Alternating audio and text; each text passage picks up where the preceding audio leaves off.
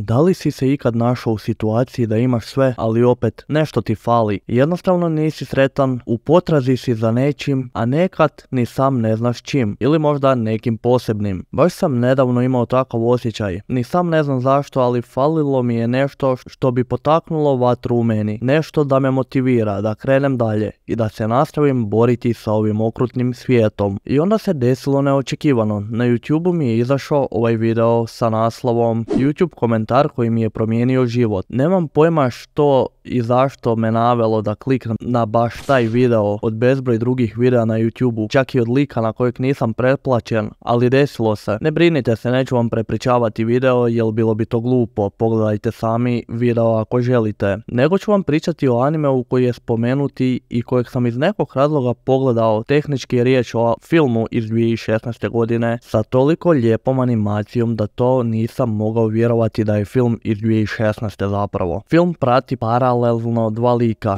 Mitsuhu i Takija, koji kad zaspu zamijene svoja tijela i uđu jedan drugome u život, potpuno slučajno. Jedan od citata ide: cijeni iskustvo, snovi će nestati kad si budan. Sama poanta filma je da nekako pokušamo naći balans između onoga šta volimo i onoga šta moramo da radimo kako bi preživjeli. Daću vam primjer i koristit ću samog sebe da bi vam mogao bolje pokazati na šta mislim, jer je najbolje govoriti iz vlastitog iskustva. Ja ne da volim, nego obožavam uređivati videe, kreiranje sadržaja i sve što ide uz to, ali ja od toga ne mogu živjeti jer imam račune za platiti i svi već znamo koliko je šugava zarada na anime sceni, da jednostavno nema leba od toga kod nas. Iz tog razloga sam morao raditi obične poslove koje realno mrzim i ne volim samo da bi mogao preživjeti, ali svejedno sam i dalje u tome i sam više ne znam zašto. Jednostavno to volim raditi i nešto mi jednostavno ne da odustanem od svega toga, iako bi trebao. Zato sam sa strane pokrenuo mali biznis za uređivanje videa do 60 sekundi, TikTok, Instagram i YouTube shorteva, na koji ću se više fokusirati nego na kanal. U jednom trenutku filma Taki shvaća da je propustio svoju šansu i da je reagirao prekasno, te svi iz tog gradića su nestali. Te Taki pokušava na sve načine pronaći način da uspostavi svoju vezu sa Mitsuhom. To se odnosi na ovaj dio gdje sam ja pokrenuo svoj mali biznis, odnosno pokušat ću zaraditi za život od tog biznisa, odnosno od uređivanja videa. Ako se gledamo da sam ja Taki, već je sad kasno što sam to